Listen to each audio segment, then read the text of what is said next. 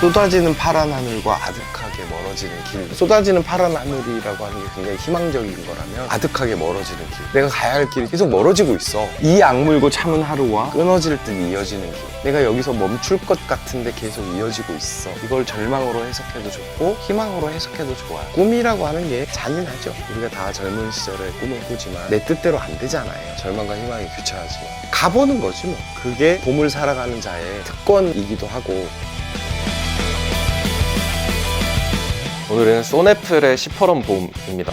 알고 계시던 곡이었나요? 댓글에 소네플 추천곡들이 올라와가지고 몇 곡을 들어봤거든요. 뭐 2월 같은 곡도 들어봤고, 이것도 아마 들어봤을 것 같은데 이번에 다시 좀 자세하게 들었죠. 우리가 봄에 시퍼렇다라는 형용사를 쓰지는 않잖아요. 그럼 왜 나왔을까? 이걸 생각해봤어요. 청춘이란 말 아시죠? 어떤 한자인지 기억해보시면 푸를 청자에 봄춘자예요. 고지고대로 기억해보면 파란 봄이에요.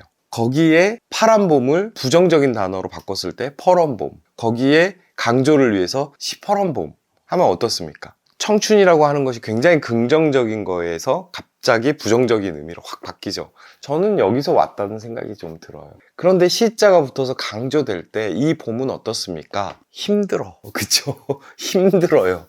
우리가 봄을 만끽해야 되는데 힘들어요. 실제로 이 노래에 나오는 계절감은 이글이글 타오르는 여름이란 말이죠. 지글지글 끓는 땅이라든가 또는 반쯤 타다가 말았네라든가 너무 고통스러운 여름, 이런 느낌에 가까워요. 그럼 왜 이런 모순들이 발생하냐, 그것도 생각을 해봤어요. 지금 이 계절이 처음에 어떻게 나오느냐면 밤에 잠드는 남들은 돌고 도는 4개의 계절 이렇게 나오잖아요. 남들한테는 그냥 당연하고 순환되는 사계절이 있는 거죠. 굳이 밤에 잠드는 남들이라고 이야기하고 있는 것은 내가 잠을 못 자고 있어, 이런 느낌. 그런데 우리는 끝이 없는 기나긴 하나의 계절, 이렇게 등장을 하거든요. 끝이 없는 기나긴 하나의 계절이에요. 이 시퍼런 봄이 계속되는 거야. 남들은 다 사계절을 살고 돌아오는 계절들을 너무 당연하게 살아가고 있는데 우리는 계속해서 이 봄만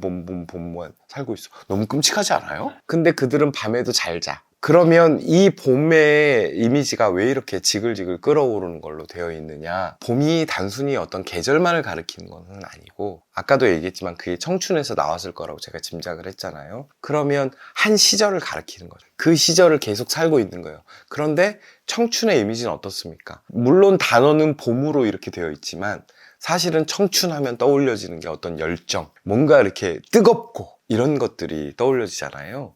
그래서 그 열정이, 너무 과도한 열정이 외화된 풍경이 이런 지글지글 거리는 그런 이미지이지 않을까, 이런 생각이 좀 들었어요. 그런데 그 지글지글 끓는 땅 위에서 이름도 모를 꽃들이 피어나네. 이거가 저는 좀 중요하다고 생각해요.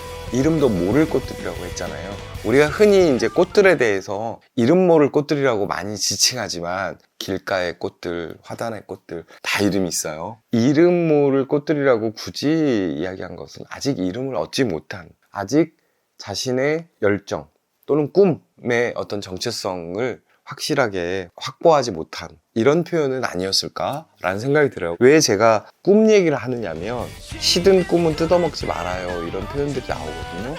결국 이 과도한 열정과 이 과도한 열정에 너무 데여가지고 지쳐서 그늘을 찾아가는 이 젊은이의 계속되는 시퍼런 봄이라고 하는 게 결국 꿈 때문은 아니겠는가. 꿈을 쫓아서 이 열정을 불태우는 이 과도한 열정 때문은 아니겠는가 라는 생각이 들어서, 그럼에도 불구하고 식어버린 말을 짓거릴 바에는 아무 말도 하지 말아요. 그렇게 생기 없는 말만 할 거면 얘기하지 마. 우리는 생기로 똘똘 뭉쳐. 이 열정이 과도하지만 그래도 우리는 생기를 북돋아서 생생한 말들을 할 거야. 그 말이 맞을지 틀릴지는 모르겠지만 어쨌거나 달아나지 말아요. 오늘 하루를 살아남아요. 자, 하루를 살아남아요가 이 괴로운 꿈 열정 속에서 그래도 오늘 좀 버티고 나는 여기서 그래도 살아남아 보겠어, 이런 느낌이에요. 왜 그러냐면 뒤에 가면 쏟아지는 파란 하늘과 아득하게 멀어지는 길, 이런 게 나오거든요.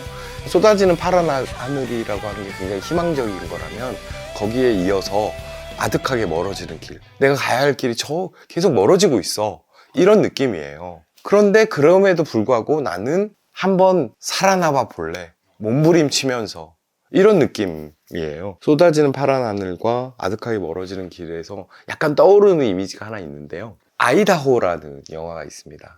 90년대에 나왔던 리버 피닉스가 기면증을 앓아요. 미국에 가면 왜 지평선 끝까지 이어지는 도로 있잖아요. 그런 도로에서 이렇게 하면서 이렇게 쓰러지는 장면이 첫 장면이거든요. 근데 그 도로를 쭉 따라가 보면 저 끝에 하늘이 있고 정말로 계속 끝없이 멀어지는 듯한 그런 느낌이 들어요. 그래서 이들의 여정이라고 하는 것이 과연 끝날 것인가 이런 느낌이 드는 굉장히 아득한 그런 느낌이 들었거든요. 그래서 너무 멀리까지 왔다. 돌아갈 수는 없을까? 왜냐면 길이 계속 멀어지는데 근데 돌아갈 수는 없을까 생각하는 찰나에 나는 이글이글 땅 위에 새까만 점이 되었네. 다 타버렸어. 또는 아득하게 멀어지는 길 위에 나는 굉장히 점처럼 왜소한 어떤 존재가 돼버렸어. 이렇게 해석해 볼 수도 있지 않을까요? 저는 이 가사에 그래도가 생략되어 있다는 생각이 드는데 그래도 시든 꿈은 뜯어먹지 말아요. 머뭇거리지 말아요. 이렇게 이어지거든요. 그래서 나중에는 우리는 이 몸에 흐르는 새빨간 피의 온도로만 말하고 싶어. 차가운 혀로 날 비웃지는 말아줘. 이렇게 나오잖아요. 피의 온도, 어떤 열정 같은 게 느껴지죠? 그런데 차가운 혀로 나한테 얘기하지 말아줘. 차가운 혀라고 하는 것은 굉장히 냉정하게 또는 냉소적으로. 그러니까 피가 어떤 감각의 것이라면, 몸의 것이라면 이 차가운 혀는 굉장히 이성적인 어떤 판단에 속해 있다라는 생각이 들거든요. 근데 나는 내 몸이 가는 대로 한번 따라가 볼 테야. 이 꿈이 이끄는 대로 한번 따라가 볼 테야. 비록 그것이 굉장히 절망적일 수 있고 나한테 어떤 좌절을 안길지라도 나는 거기서 한번 가볼 테야. 그래서 이 악물고 참은 하루와 끊어질 듯 이어지는 길. 아까 아득하게 멀어지는 길과는 조금 다른 뉘앙스예요. 끊어질 듯 이어지는 길. 내가 여기서 멈출 것 같은데 계속 이어지고 있어. 내가 여기서 참아내고 다시 길이 이어지고 다시 길이 이어지고 뭐 이거를 긍정적으로 해석해도 좋고 부정적으로 해석해도 좋아요. 이걸 절망으로 해석해도 좋고 희망으로 해석해도 좋아요. 그런데 어쨌든 그 희망과 절망을 계속 교차하면서 나는 길을 가고 있고 길을 가고 있다라고 하는 사실이 중요한 거 아니겠습니까? 그래서 이렇게 다 이 가사들을 들여다보고 나니까 이 열정적으로 꿈꾸는 자에게 그래서 봄이란 무엇일까? 시퍼런 봄이라고 굉장히 부정적인 어떤 수사를 동원하고 있지만 사실은 거기에는 내가 끝끝내 이 악물고 저 길 끝까지 가야겠다. 이 꿈을 쫓아서 계속 가야겠다라고 하는 의지도 비록 잔인하지만 절망과 희망이 교차하지만 들어있는 건 아닐까. 시퍼런 봄이라고 하는 이 말들 속에는 뭐 그런 생각도 좀 들고 그렇습니다. 근데 꿈이라고 하는 게 잔인하죠. 우리가 다 젊은 시절에 꿈을 꾸지만 내 뜻대로 안 되잖아요. 그런데 그게 좌절되고 절망에 빠질 수 있지만 가보는 거지 뭐. 그게 봄을 살아가는 자의 특권이기도 하고 어쩌면 의무이기도 한 거 아닐까라는 생각이 들고 만약에 이 영상을 영문 자막을 켜놓고 누군가 듣는다면 굉장히 어려운 어려운 일이 될 것 같다는 생각이 드는데 딱 꽂힌 게 시퍼렇다라고 하는 어떤 감각이에요. 영어를 찾아보니까 이게 딥블루 이러더라고. 딥블루로 해결이 안 돼요. 시퍼렇타는 색깔을 지시하는 게 아닐 때가 훨씬 더 많잖아요. 시퍼런 멍자국, 우리가 시퍼런 멍자국이라고 했을 때 이거는 단순히 색깔만 지시하는 건 아닌 느낌이잖아요. 그만큼 멍이 진하게 들어서 네가 느꼈을 고통이 나한테 전해져 이런 느낌이잖아요. 시퍼렇게 나를 세워 이런 표현도 있어요. 날카롭다라고 하는 의미도 있어요. 되게 세다라고 하는 의미도 있어요. 서슬퍼런 들어보셨죠? 이 시퍼런에는 그런 것들이 다 포함되어 있는 거예요. 근데 이거를 그냥 딥블루 이렇게 얘기해버리면 하나도 그 느낌이 살지 않아요. 제가 아주 절망적인 시를 하나 여기다가 붙여보려고 가져왔습니다. 꿈한테 지는 이야기예요.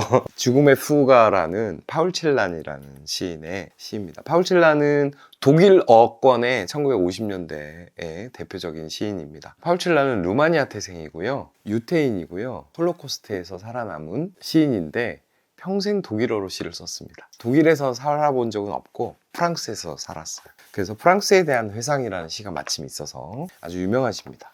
여기에 나오는 르송주는 꿈이라는 뜻의 프랑스어라고 합니다. 송주. 읽어보겠습니다. 프랑스에 대한 회상.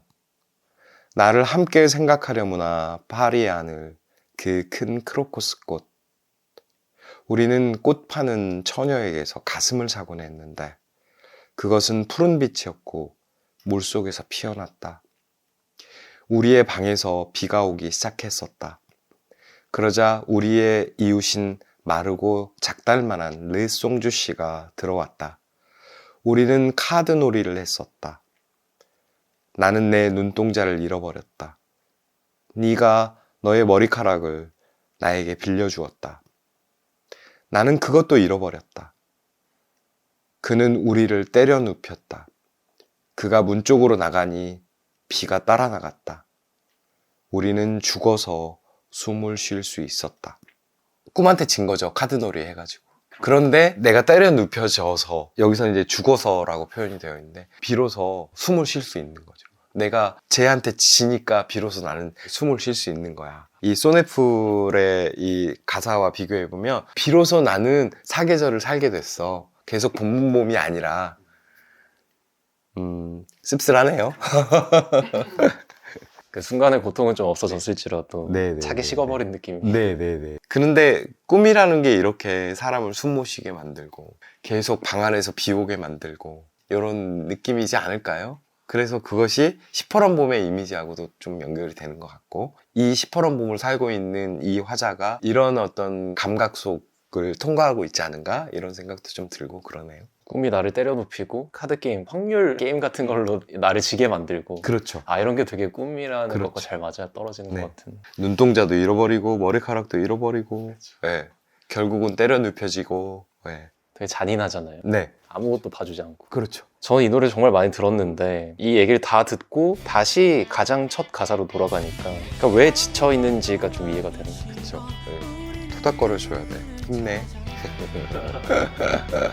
이 곡이 수록되어 있는 앨범의 제목이 이상기후입니다. 그래서 그 안에는 뭐 아지랑이라는 곡도 있고 뭔가 기후적인 그런 것들과 연관이 좀 되어 있네요. 그래서 저는 이상기후라는 그 제목 때문에 이 앨범 전체가 실제 그 기후 위기와 좀 연결됐었는데 그럴 수도 있죠. 그런데 그것은 표면적인 것이고 만약 우리 삶 속에서 이상기후라고 하면 어떻겠어요? 와야 될 계절이 제대로 오지 않고 뭐 이런 것들이 결국은 이상기후로 이야기될 수 있지 않을까요? 네.